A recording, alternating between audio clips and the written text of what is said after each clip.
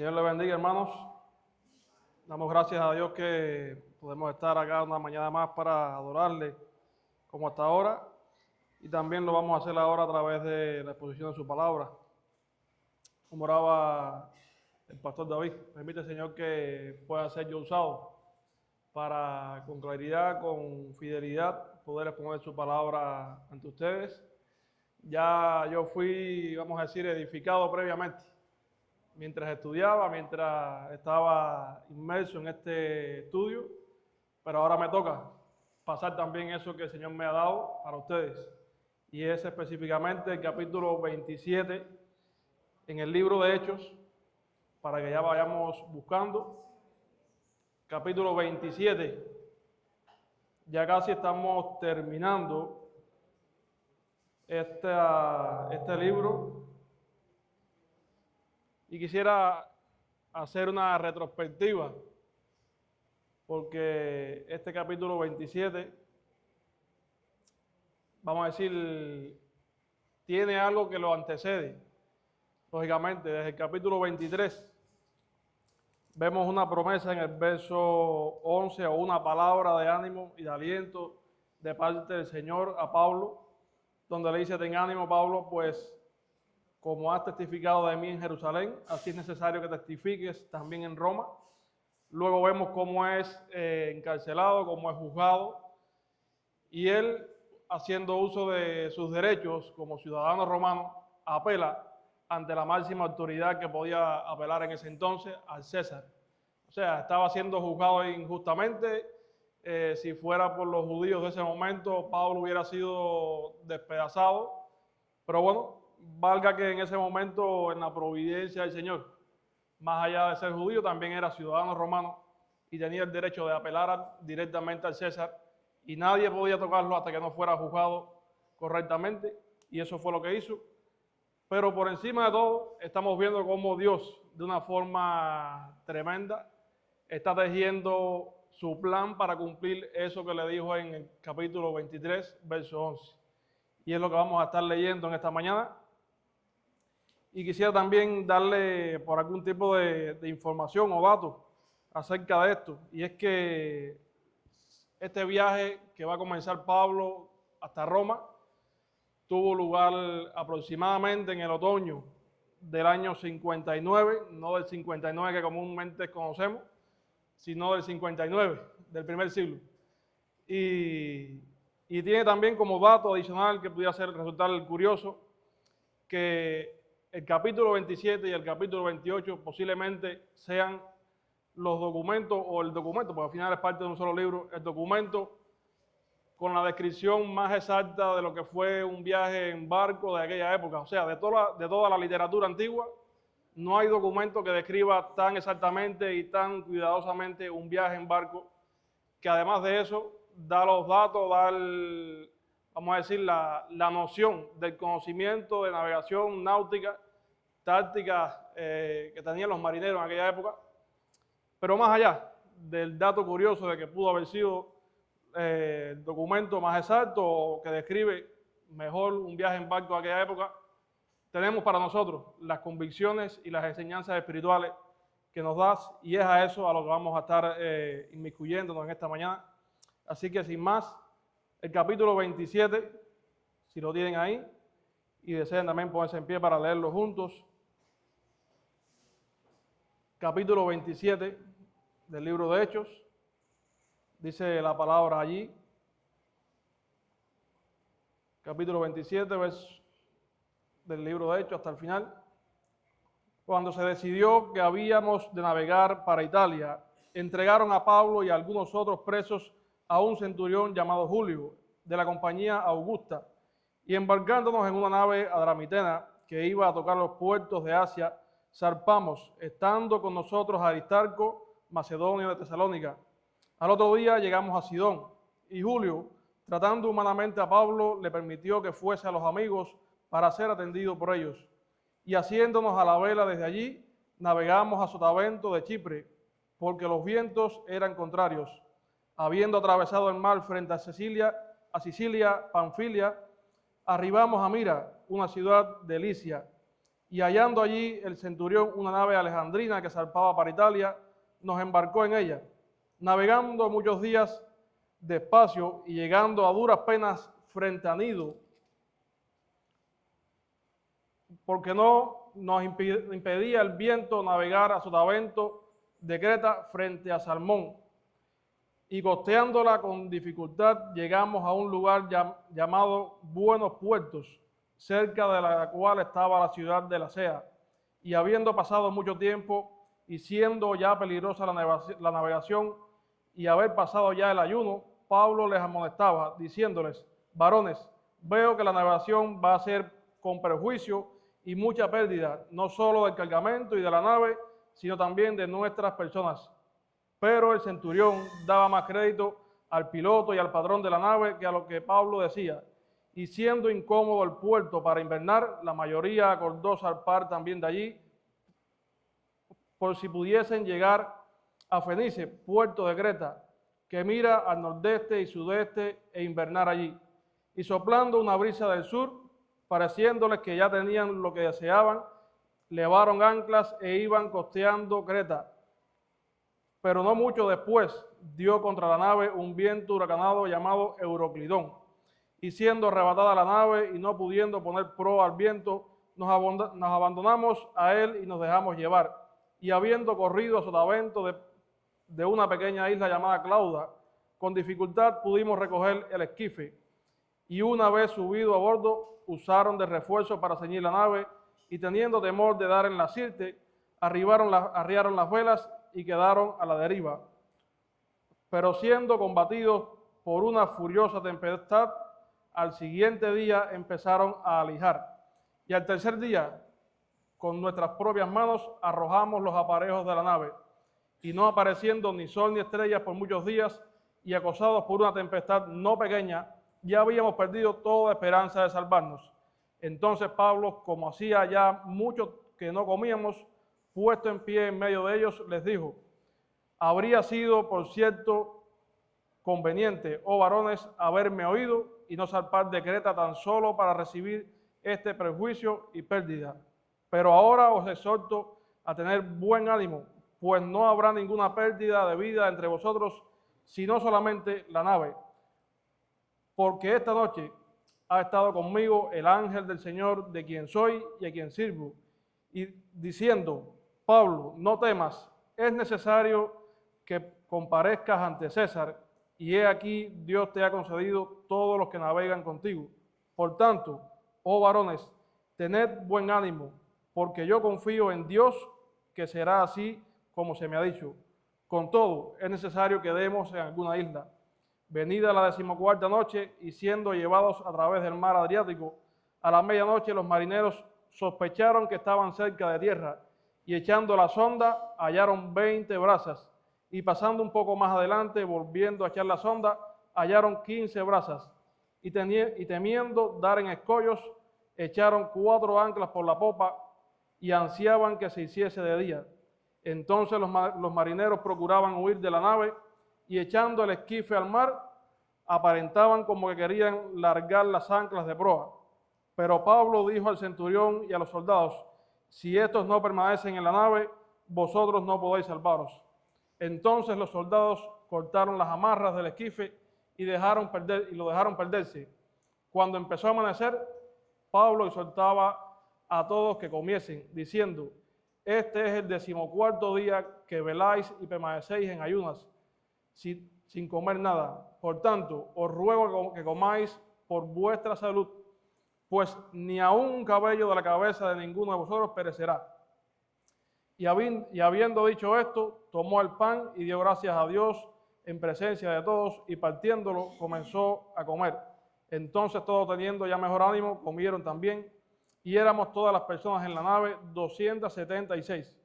Y ya satisfechos aligeraron la nave, echando el trigo al mar.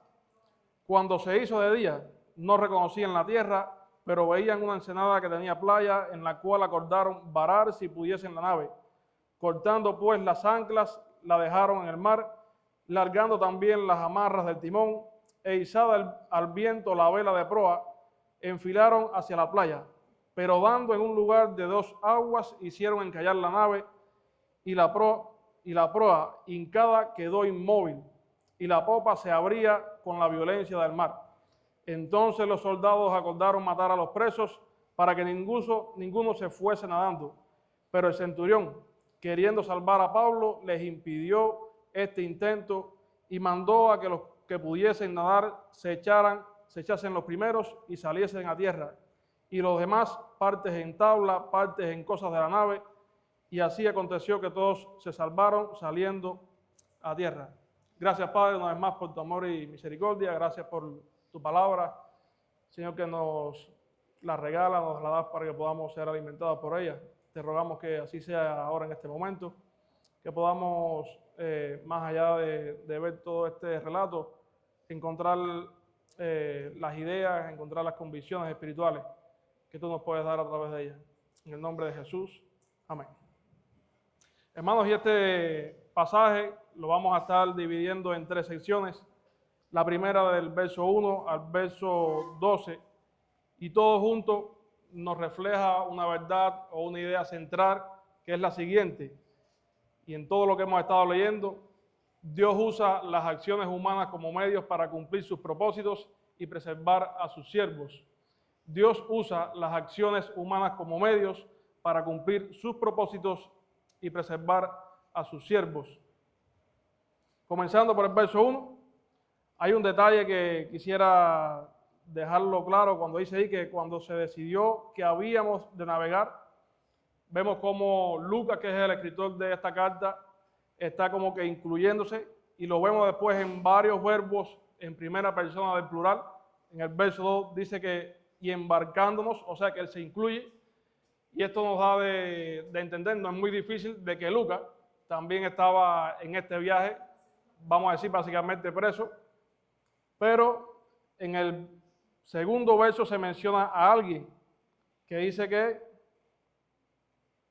y embarcándonos en una nave adramitena que iba a tocar los puertos de Asia, zarpamos estando con nosotros a Aristarco, una persona que no se menciona mucho, pero se le menciona aquí, y en el capítulo 19 y en el capítulo 20 se le mencionó como compañero de Pablo en las misiones, pero en este pasaje ahora lo vemos no solamente como un compañero en las misiones, sino también como un compañero en las prisiones. De hecho, Colosenses y Filemón hablan de Aristarco como, o sea, Pablo hablando acerca de Aristarco como un compañero en las prisiones. También menciona ahí a Lucas. Entonces dice que se habían embarcado en una nave para llegar a Italia, pero la que apareció iba hasta Asia. Y bueno, vamos a de alguna forma pensar que tenían que ir haciendo o cogiendo la botella que se les presentara en el momento. Y en ese momento, bueno, un barco que iba hasta Asia, se habla de que quizás no era la nave más adecuada para un viaje en alta mar, pero bueno, esta fue la que apareció, o el Señor permitió que fuera así. Dice que al otro día de haber zarpado, llegaron, dice, a Sidón, y Julio, tratando humanamente a Pablo, le permitió que fuese a los amigos para ser atendido por ellos. O sea que este centurión, vamos a decir que tuvo una condescendencia con Pablo y le dijo, te voy a permitir que seas atendido. Esas amistades básicamente eran los creyentes, los cristianos de ese lugar que fueron a atender a Pablo, y en la providencia del Señor, vamos a decir que zarparon para Asia, pero llegaron aquí y Dios permitió de que de alguna forma Pablo fuera atendido, fuera quizás animado, fuera consolado por sus hermanos en ese lugar.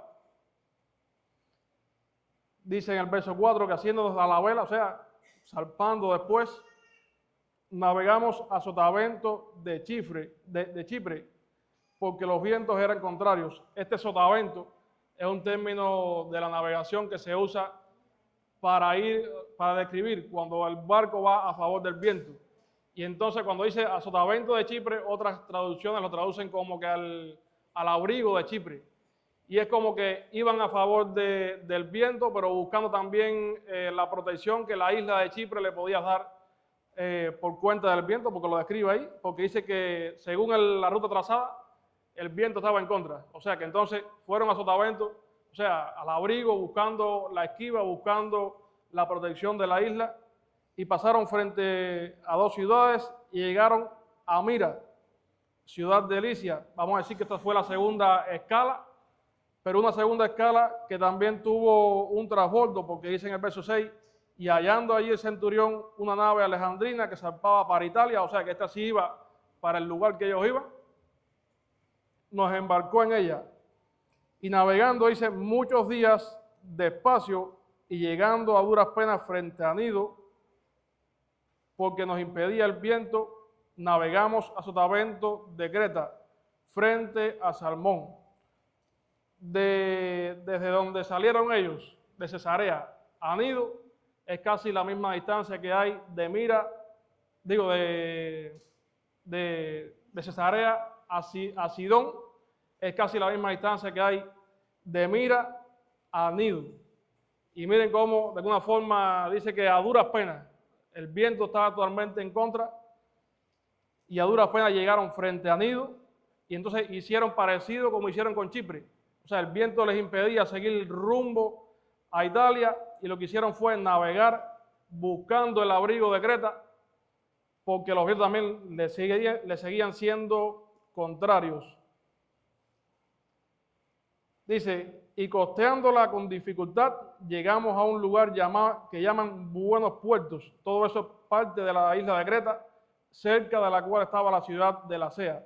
Y habiendo pasado mucho tiempo y siendo ya peligrosa la navegación por haber pasado ya el ayuno, Pablo les amonestaba. Y este ayuno que se menciona aquí es el ayuno, o sea, Lucas lo usa como si fuera un marcador en el tiempo para decir, como usted puede decir ahora, yo recuerdo que pasó tal cosa, pero fue después de la Navidad o fue después del fin de año. Y Lucas usa esta festividad judía por el Día del Perdón, instituida por Dios. Lo leímos en Levítico, y los que han seguido también la lectura del pastor Andy, en Número lo tienen que haber leído también. Y él lo usa no por nada, sino como una especie de un marcador en el tiempo. Y dice que había pasado ya el ayuno, pero este ayuno tenía lugar, o tiene lugar aún todavía, los que lo celebran así, a finales de septiembre y principios de octubre. O sea que coincidía con las fechas en que a partir del 15 de septiembre aproximadamente de nuestro calendario, se considera, sacando los cálculos, que en aquella época se comenzaba a tornar peligrosa la navegación en barco por el mar Mediterráneo. Y entonces, si ya había pasado esta festividad judía, o sea que estaban entonces bien adentrados en que aún todavía estaban los tiempos bien malos, y bien malos al punto de que desde principios de noviembre hasta mediados de marzo se cancelaba todo tipo de viajes por cuenta de las turbulencias, por cuenta de una marejada, por cuenta de todo el invierno.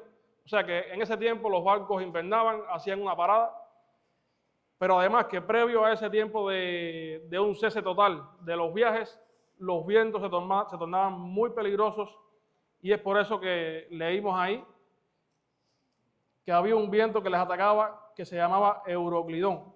Ese Euroclidón era una forma de los marineros de describir a este tipo de tormenta, que básicamente quería decir como una tormenta que venía del noreste. Yo recuerdo cuando viví en Las Tunas, las personas allí identifican una tormenta que le dicen ellos la bayamesa. Cuando se arma ese tipo de tormenta, llueve casi siempre y es fuerte. Básicamente vamos a decir que estos marineros tenían un tipo de nombre o descripción para esta tormenta, y era Euroclidón, que básicamente quería decir una tormenta del noreste, o sea, un viento del noreste. Y vemos cómo le fue bien fuerte, bien difícil, habiendo pasado, dice, mucho tiempo, y ya habían pasado todo este tiempo del ayuno, dice, diciéndoles, Pablo, varones, veo que la navegación va a ser con prejuicio y mucha pérdida, no solo del cargamento y de la nave, sino también de nuestras personas. Pero el centurión daba más crédito a lo que decía el piloto y el patrón de la nave que lo que decía Pablo. Y siendo incómodo el puerto para invernar, recuerden todo lo que hemos estado describiendo, la mayoría acordó, o sea, la mayoría de la tripulación acordó que no, vamos a seguir adelante. y querían intentar llegar hasta Fenicia.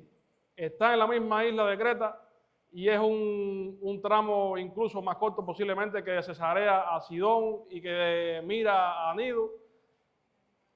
Pero vamos a ver después lo que pasa con esto, porque hasta aquí tenemos esta división y algo que pudiéramos ver empezando de atrás para adelante, y es que a pesar de que muchas veces vamos a compartir el Evangelio o muchas veces vamos a dar un consejo a las personas, no nos van a tener en cuenta, quizás por ser creyentes o algo así, pero aún así, del consejo y predique la palabra, es lo que estamos viendo que Pablo está haciendo aquí. También debemos ser, como creyentes, personas que sean juiciosas y prudentes ante el peligro. Pablo, más allá de que pudiera tener el Señor y todas esas cosas, él está viendo que había un peligro inminente. Estamos en medio, o estamos ya tocando la puerta donde el mar aún se torna más todavía peligroso. Así que sería prudente invernar aquí en este lugar de buenos puertos. Tenía el nombre de buenos puertos, pero bueno, describe ahí que para la invernación en cuanto a su barco era un poco incómodo, o sea que no era de bueno, tenía el nombre, pero quizás en cuanto a la invernación no era lo más adecuado, pero aún así Pablo está dando el consejo mirando de que hay un peligro inminente en continuar el viaje. No le hicieron caso, pero aún así él dio el consejo, él dio la palabra. También algo que podemos aprender es a descansar en la soberanía de Dios.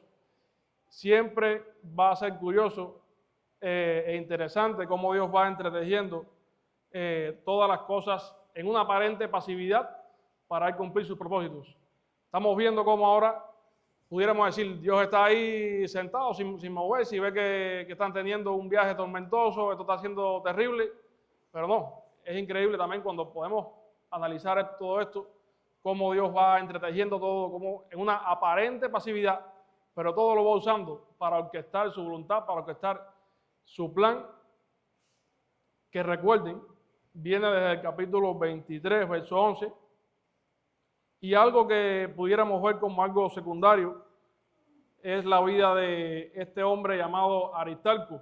Se menciona ahí como si fuera un flachazo y casi no nos damos cuenta de él, pero creo que también cuando vemos, si pudiéramos analizar su vida, analizar lo que estaba pasando, podemos aprender que el trabajo silencioso en el Evangelio también es igual de importante que un ministerio público y conocido por miles. Simplemente dispongamos nuestras vidas para servir. ¿Y qué sucede? Pablo aquí es la figura, vamos a decir, preeminente, que más se conoce, pero aún así también vemos a este Aristarco sufriendo las consecuencias por servir al Señor junto a Pablo. O sea que no es que fuera un ministerio más o menos importante, tenía la misma importancia, porque al final Dios usa a quien como Él entiende, quizás unos para que lleguen a más, otros para que lleguen a menos, pero a todos de alguna forma Dios nos usa. El tema está, estamos disponiendo nuestras vidas para que Dios nos use, estamos poniendo nuestras vidas al servicio del Señor, aunque sea silenciosamente, o estamos intentando buscar las cámaras y los aplausos para que otros nos vean. Si Dios lo permite, gloria a Dios, pero si Dios permite que nuestro ministerio sea silencioso, sea tranquilo, al final es igual de importante. Dios lo usa para sus propósitos. Y también algo que pudiéramos ver muy sencillo es que debemos aprender a servir a nuestros hermanos cuando estén en situación negativa, como hicieron los cristianos en Sidón. También pasa como una especie de flechazo por ahí, pero vemos cómo este centurión permite a Pablo ser atendido por ellos, y o sea que entonces implica que ellos lo atendieron. Y como les decía ahorita, quizás no podían impedir que Pablo continuara preso, quizás no podían impedir de que él sufriera las consecuencias de tener que ir hasta Roma, lógicamente, porque también era plan del Señor. Quizás lo único que pudieron hacer por él fue darle un abrazo, orar con él, quizás darle algo de alimento. El caso es, estamos también interesados en servir a nuestros hermanos cuando están en una situación negativa, en una situación convulsa. Quizás algo que esté a nuestro alcance lo podemos hacer, quizás no podemos hacer algo más allá de lo que quisiéramos, pero tenemos la oración. Y creo que es bueno que meditemos, es bueno que pensemos en esto.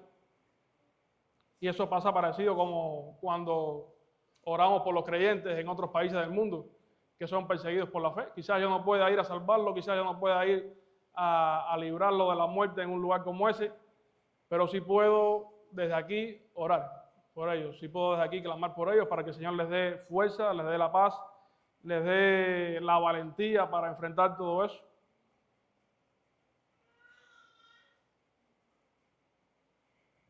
Vemos, por consiguiente, verso 13, que estaban en este lugar de Buenos Puertos e intentando entonces llegar a Fenice, dice, y soplando una brisa del sur, pareciéndoles que tenían lo que deseaban, levaron anclas e iban costeando Creta.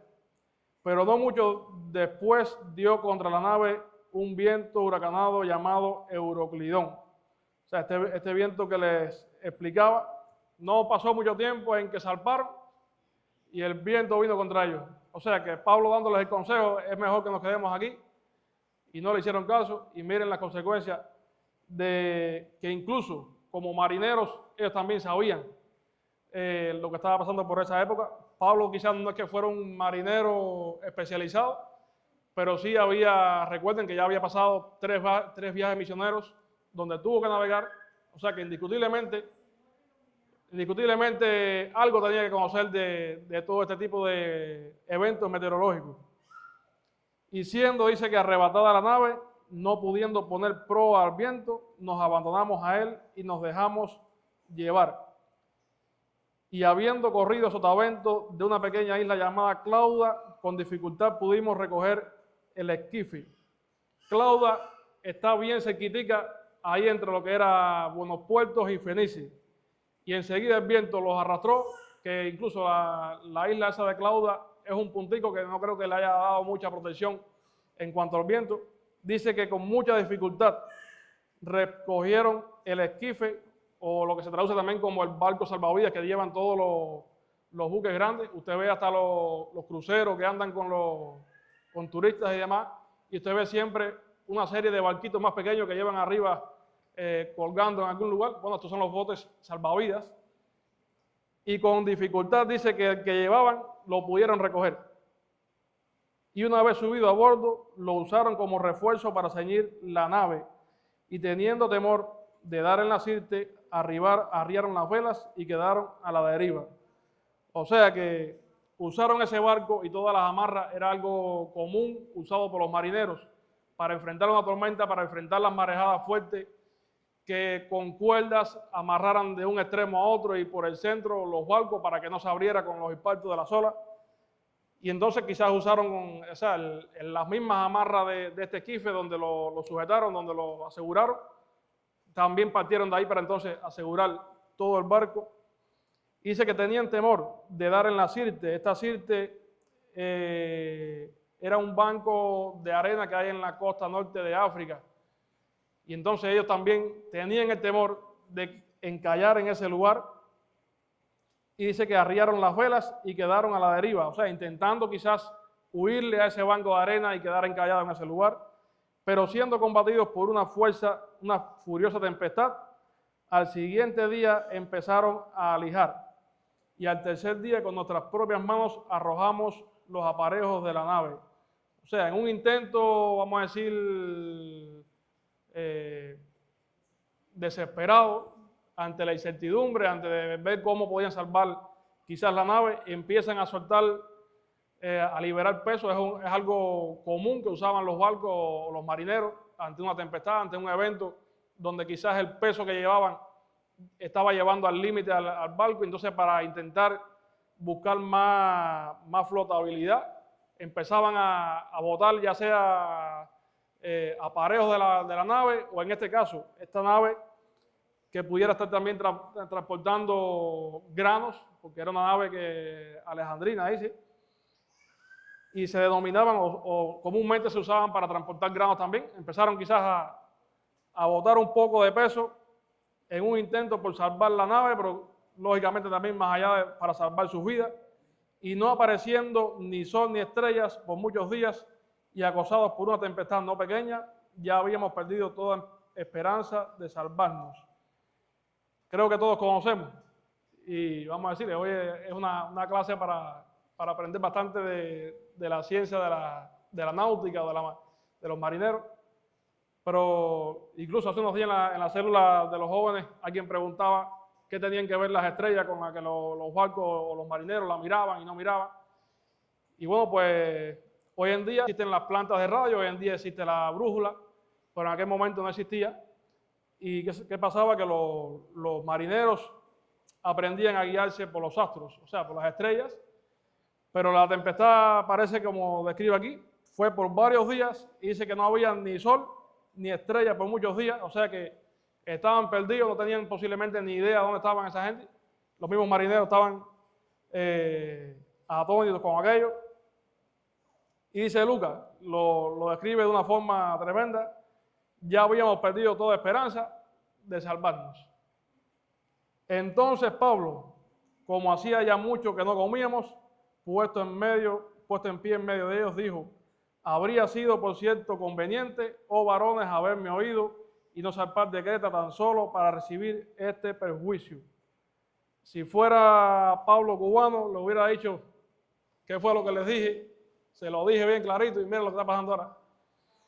Pero no creo que Pablo lo haya dicho de una forma, vamos a decir, arrogante, de una forma que pudiera ser crítica para ellos, sino más bien que Pablo estaba hablando de una forma con seguridad, porque estaba previo a darles un mensaje, estaba previo a hablarle algo y estaba quizás ganando credibilidad. O sea, en medio de todo ese tormento, que las personas quizás no estuvieran ni con la cabeza bien puesta, él estaba llamando a la atención para que ellos atendieran a su consejo, para que ellos atendieran a lo que él estaba por decirles. Y les dice, bueno, habría sido conveniente, en otras palabras, que me hubieran hecho caso al consejo, pero ahora os exhorto, dice, a tener buen ánimo, pues no habrá ninguna pérdida de vida entre vosotros, sino solamente de la nave. Porque esta noche ha estado conmigo el ángel de Dios, a quien soy y a quien sirvo, diciendo, no temas, es necesario que comparezcas ante César, y he aquí, Dios te ha concedido todos los que navegan contigo. O sea, Pablo no es la primera vez que Dios de alguna forma personalmente o a través de lo que se describe como el ángel del Señor, le atiende, le anima, le dice, estoy aquí, todavía el propósito no ha sido cambiado, se va a cumplir. Y lógicamente, en la mente de Pablo, si también estaba pasando por momentos el desánimo o ver todo aquello y también estar desconsolado, pues nuevamente el Señor le da ánimo a él, pero un ánimo que solamente no se lo queda a él, sino que también lo transmite a los demás cuando les dice ahí que el Señor le había dicho que se los iba a conceder a todos, o sea que nadie se iba a perder, solamente la nave. O sea que incluso ahí mismo los marineros podían haber pensado, bueno, con todo lo que hemos asegurado, con todo lo que hemos hecho, que como sea, que salvemos nuestras vidas, pero que se pierda la nave. Es algo tremendo cómo el Señor usa a Pablo en esto. Por tanto, dice, oh varones, tener buen ánimo, porque yo confío en Dios, que será así como se me ha dicho. Con todo, es necesario que demos en alguna isla. Este verso 26, hasta aquí este segundo punto, es traducido también como que con todo es necesario que encallemos en alguna isla. O sea, el barco se va a perder, vamos a encallar en algún lugar, pero nuestras vidas van a estar a salvo. Y eso era una palabra que Dios le había dado y él estaba confirmando, él estaba afirmando, él estaba dándole seguridad, ánimo a todos los que estaban allí, de que así sucedería, porque Dios se lo había dicho. Y algo que pudiéramos estar mirando hasta este punto es que no debemos debemos entender y confiar en que cuando Dios se apiada de uno, su misericordia se extiende por consiguiente a los que nos rodean. Es decir, una persona que cuenta con la bendición de Dios es en sí una bendición para otros. O sea, vamos a decir, y si usted lo está viendo, Pablo de alguna forma, lógicamente como hijo, como siervo del Señor y los demás, Aristarco, Lucas o algún otro hermano que pudiera estar acompañándolos en ese viaje. Contaban con la bendición de Dios, lógicamente.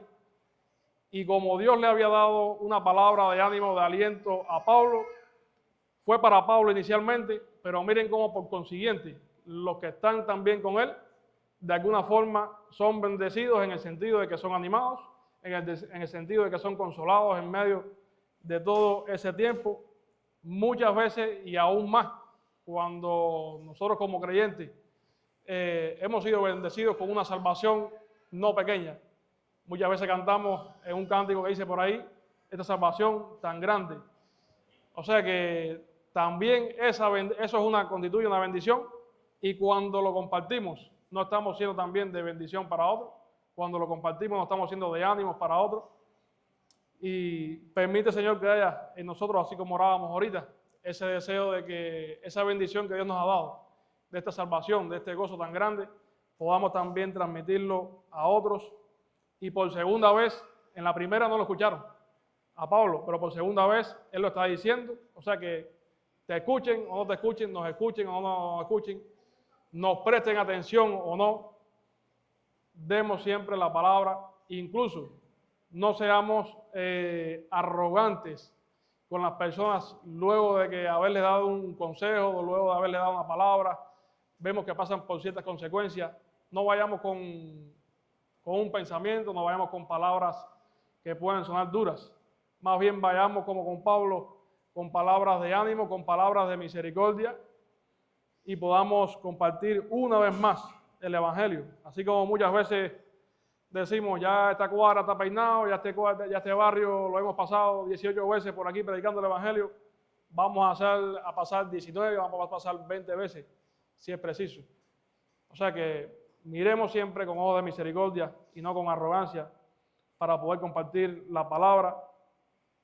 Y pudiéramos saltar una pregunta en nuestra mente: ¿cómo estamos siendo de bendición para otros a nuestro alrededor?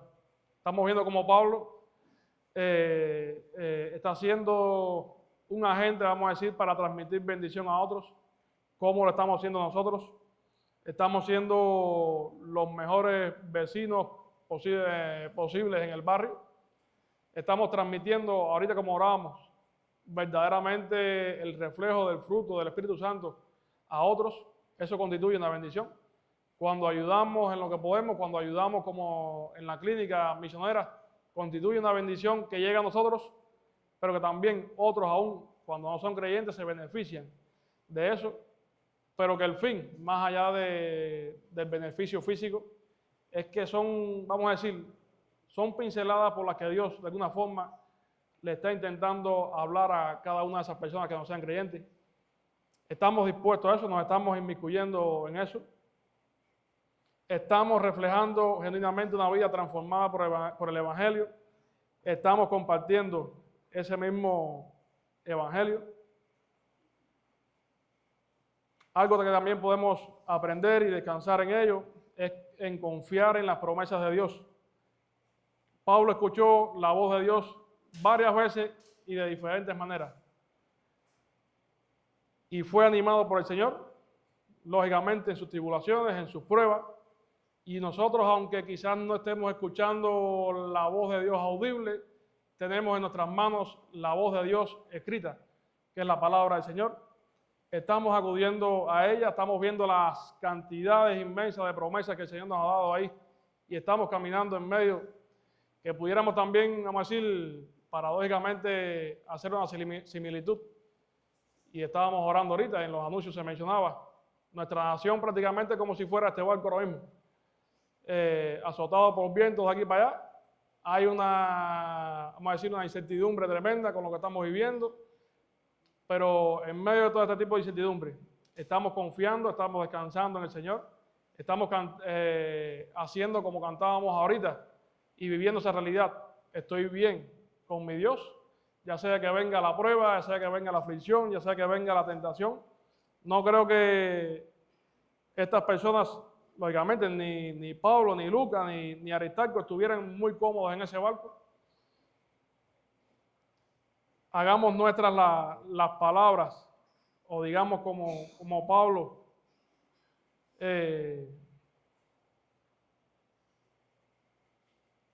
cuando muchas veces él decía, si vivo o si vivimos, para el Señor vivimos, y si morimos, para el Señor morimos.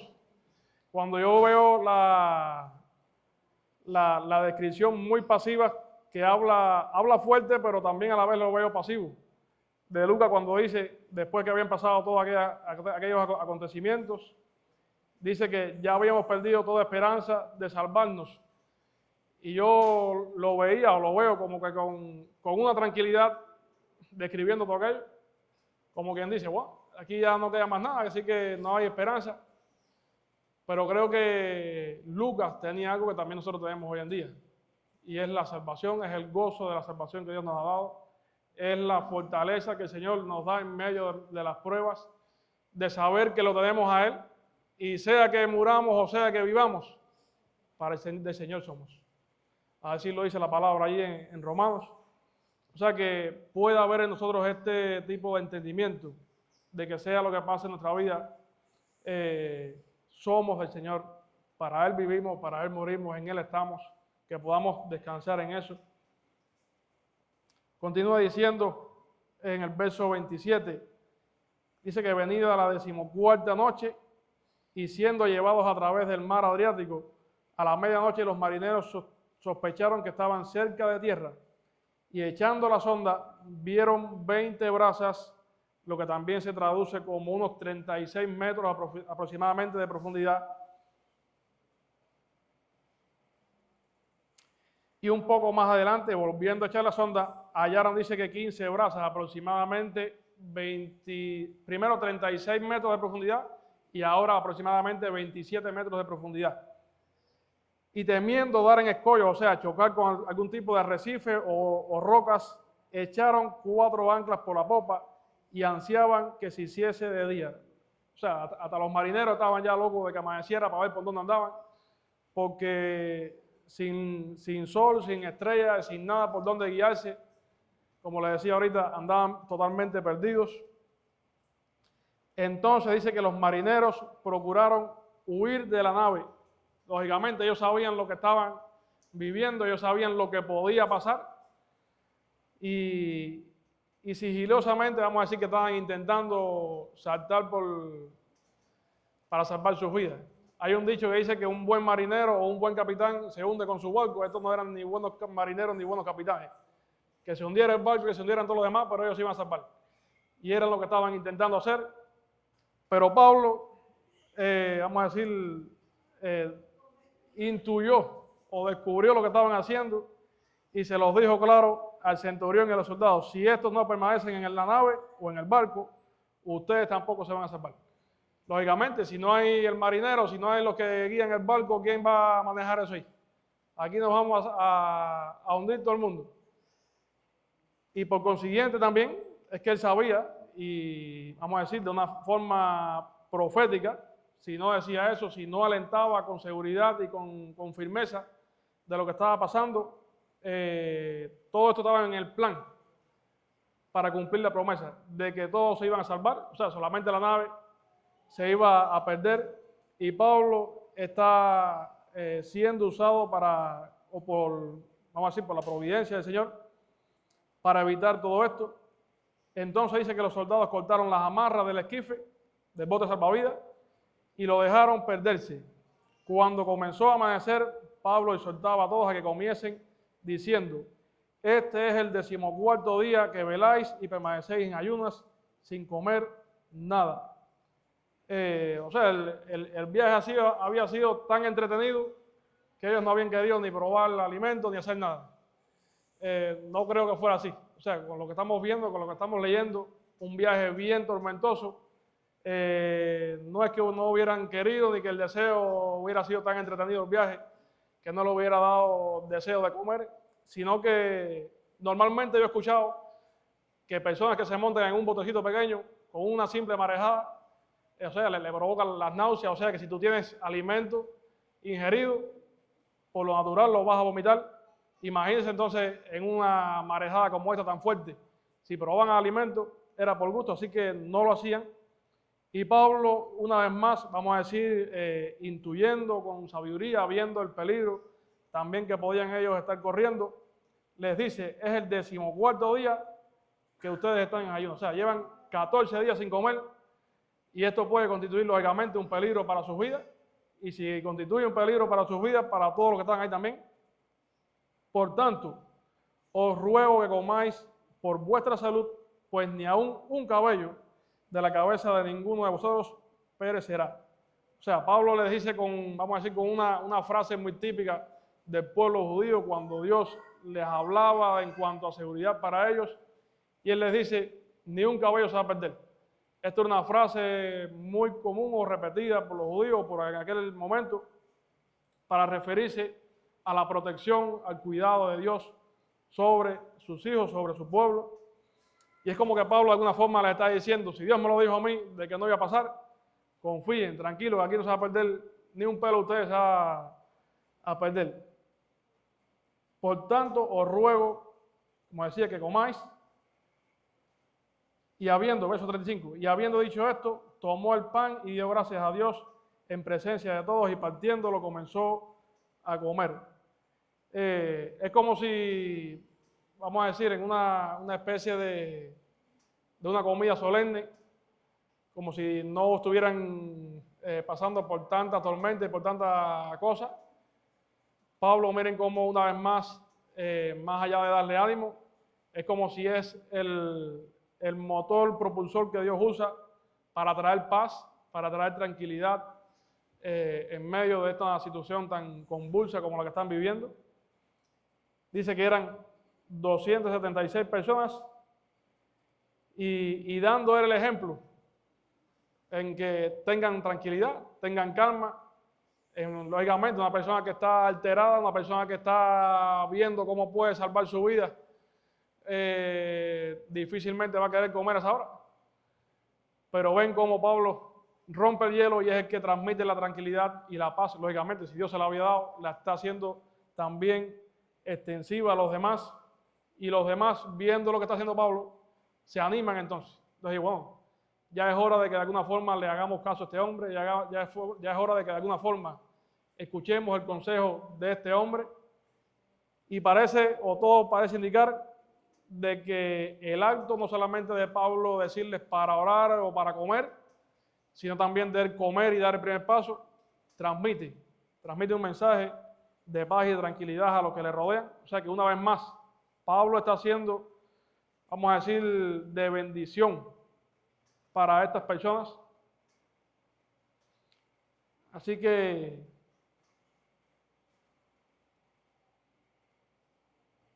vemos cómo Dios en su plan o en su providencia para llevar a Pablo hasta Roma se apiada de su vida. Tiene misericordia de él, le guarda, pero aún también más allá guarda a los que le rodean. Y esto es algo en lo que podemos también descansar y confiar en el Señor. Esta tranquilidad que Pablo les está transmitiendo no parte de algo que escuchó o algo que alguien le dijo, vamos a decir, lejanamente, sino porque lo recibió directamente del Señor. Y una vez más, tenemos que entender que nosotros tenemos la palabra del Señor, tenemos a nuestros hermanos, tenemos a alguien que nos aconseja, tenemos a alguien que nos anima para seguir adelante en medio de las aflicciones, en medio de tan difícil situación que vivimos. Que nos ayude el Señor, también así como Lucas describía con mucha tranquilidad, de que estaban a punto de salvarse, pero usted ve que como que lo escribe con total tranquilidad, que puede el Señor también ayudarnos a aparentar, o más allá de aparentar, a vivirlo en total paz, en total tranquilidad, por sus promesas, por lo que nos dice en su palabra, que podamos confiar en ello, que esto también nos ayude a transmitir el mensaje de paz y del Evangelio a otros. Versos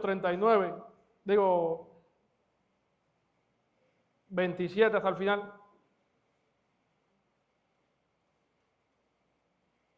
Dice que eran todas las personas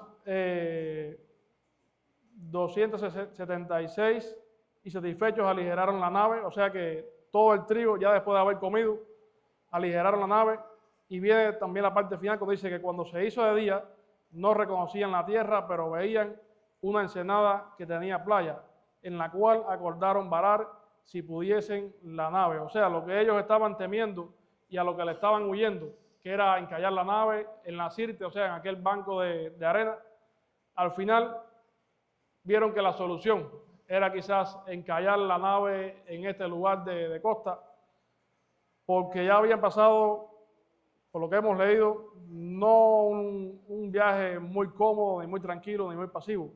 Entonces dice que cortando las anclas, las dejaron en el mar, largando también, dice, las amarras del timón, e izada al viento la vela de proa, enfilaron hacia la playa. O sea, cortaron las anclas que lo estaban de alguna forma sosteniendo, cortaron las amarras también o los zafaron de los timones. Los timones comúnmente también se levantaban cuando ellos iban a parar en algún lugar. Y enfilaron, intentaron seguir el viento para encallar con toda velocidad en ese lugar, en esa ensenada. Y dice que dando en un lugar de dos aguas, en otras traducciones también dice en unos escollos, o sea, en piedra, en roca, el caso fue que encallaron.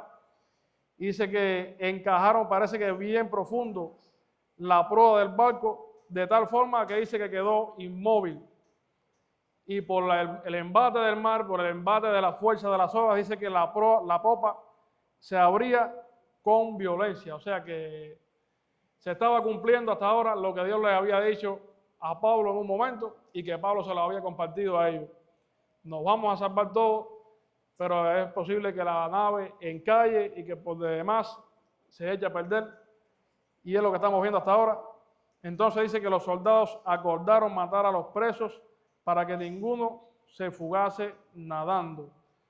Y es que en la ley de los romanos, si un soldado dejaba escapar a un preso, no es que le censuraban con quitarle el salario o algo así. Automáticamente era condenado a la muerte. Y lógicamente estas personas, antes de librarse, antes de enfrentar la muerte, ellos mataban a cada uno de los presos que estaban allí. Pero dice que el centurión, queriendo salvar a Pablo, les impidió este intento, mandó a que los que pudiesen nadar se echaran los primeros y saliesen a tierra. Y los demás, partes en tabla o partes en lo que pudieran llegar hasta la orilla, que llegaran.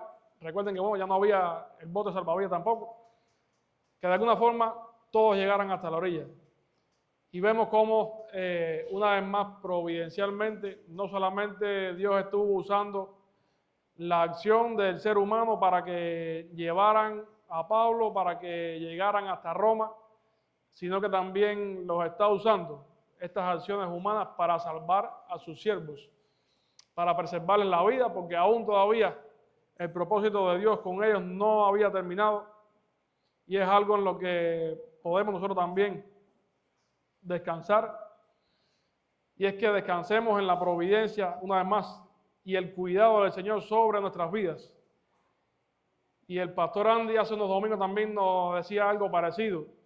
Si el Señor no ha terminado con nuestra obra, si el Señor no ha terminado su obra en nosotros o a través de nosotros en esta tierra, nada ni nadie nos va a poder hacer nada en este mundo. Si el Señor no ha terminado su obra con nosotros, nuestra vida va a prevalecer más allá de que venga tormenta, más allá de que venga un ejército contra nosotros, más allá de que estemos presos, pasando por la dificultad que sea.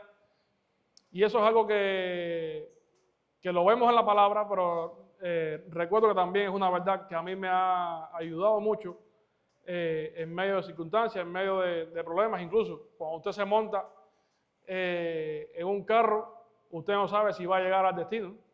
Cuando usted se monta en un avión, no sabe tampoco, lógicamente, si va a llegar. A veces despegando, hemos visto cuántos accidentes han habido, pero algo que conforme a esto y conforme a esta verdad, el Señor en algún momento trajo a mi vida, me ha ayudado mucho, en el sentido de que a las personas a veces te dicen, ten cuidado con fulano, ten cuidado con no sé quién, y bueno, estoy en las manos del Señor. Hago mía también las palabras esas de Pablo una vez más. Si vivo, vivo para el Señor, y si muero para el Señor, vivo. Mi vida está en sus manos, y es la perspectiva que nos da el Evangelio, es la perspectiva que nos da Dios cuando Él está en nuestras vidas. Cambia totalmente nuestra panorámica. Uno, mientras no tiene a Dios, quiere enfrascarse, quiere arraigarse en este mundo y no partir de aquí. Pero cuando entendemos y conocemos el Evangelio por medio del Espíritu Santo, ya nuestra vida, como dice, no es que no la estimemos, no es que no, como Pablo, en el momento que depende de nosotros, cuidemos de nosotros. Si vemos el peligro, como ellos veían ahí, el peligro de las tormentas, y es prudente quedarse e invernar en un lugar, bueno, pues hágalo. Si es prudente que usted ha sido diagnosticado con cierto tipo de enfermedad y tiene cura, haga lo que el médico le manda. Pero si no queda de otra, es como yo veo a Lucas una vez más, y como veía a Aristarco, muy tranquilos ellos ahí. Tú no ves que ni que Lucas se quejó, ni que Aristarco dijo, oye, estamos aquí, vamos a ver. Y esto no tiene solución, ¿no? Estaban tranquilamente confiados en el Señor. Así que podamos nosotros tener ese tipo de convicción de descansar en la providencia y el cuidado del Señor sobre nuestras vidas. Siendo terminada su obra en nosotros o a través de nosotros, olvídese que va a preservar nuestra vida a través de quien sea o a través de lo que sea.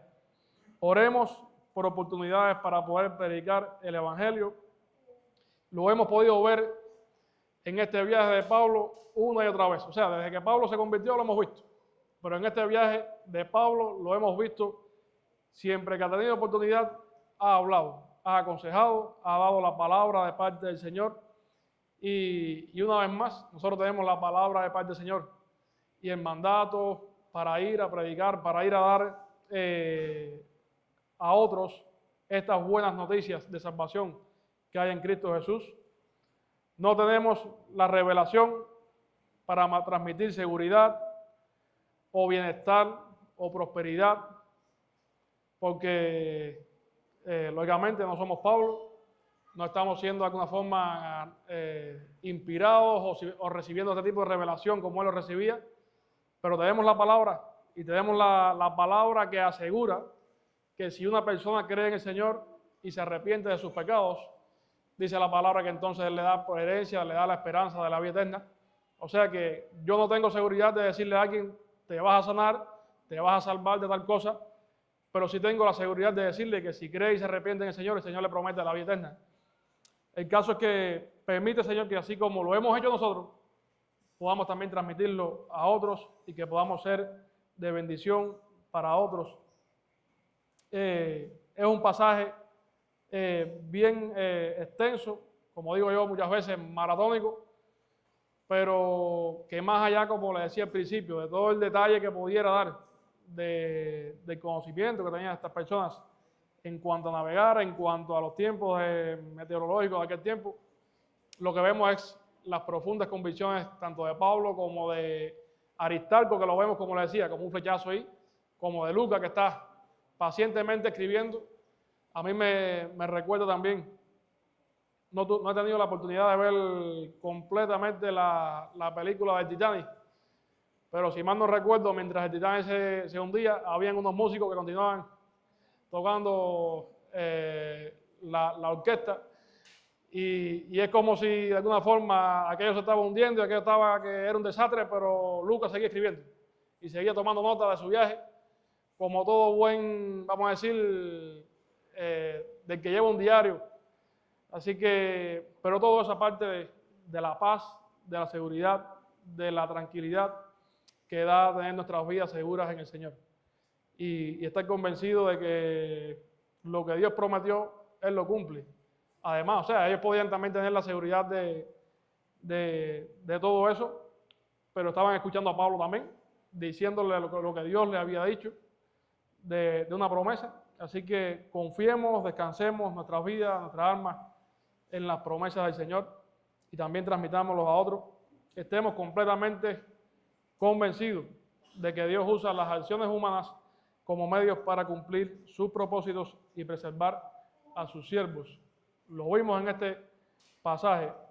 No ha sido culminada o llevada hasta el fin, vamos a decir, la promesa de que iba a predicar o que era necesario testificar en Roma, pero no hemos visto hasta aquí cómo ha ido transcurriendo, cómo Dios ha ido permitiendo, cómo Dios ha ido usando las acciones humanas, los conocimientos incluso de los marineros, Dios lo usa para cumplir sus propósitos y Dios también usa las acciones del ser humano o del hombre que nos rodea para preservar a sus siervos. Lo vimos con Pablo, lo vimos muchas veces, lo vemos en nuestra vida, cuando podemos ser enfermados, un médico, aunque no sea creyente, nos trata, nos ayuda, quizás nos cura, o sea que es parte también de la permisibilidad, de las acciones de Dios que Él permite para cuidarnos, para llevar hasta el final su propósito en nuestras vidas.